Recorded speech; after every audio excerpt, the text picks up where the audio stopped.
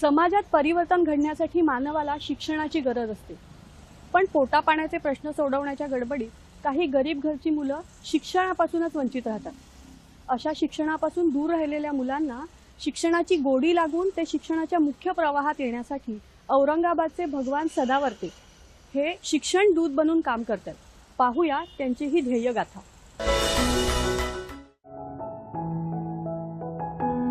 पोटाची खळगी भरण्यासाठी वंचित आणि उपेक्षित समाज घटकातली अनेक कुटुंब फुटपाथ किंवा पाला वस्तीवर आपला दिनक्रम चालवतात।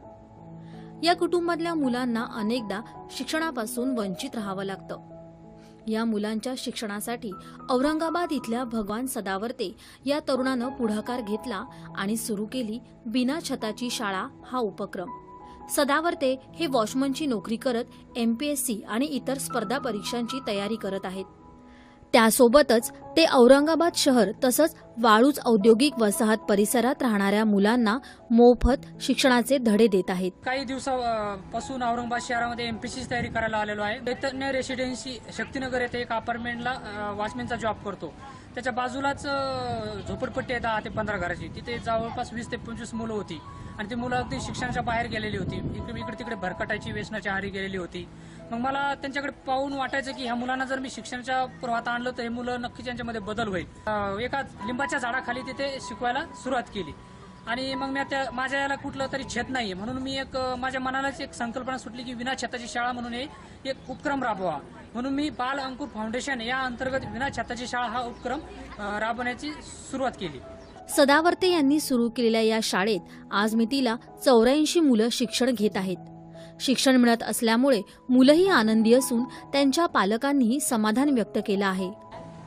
पहिले आम्हाला काहीच येत नव्हतं, मग नंतर भगवान सर आले, आम्हाला शिकू राहिले, आम्हाला खूप चांगलं वाटलं।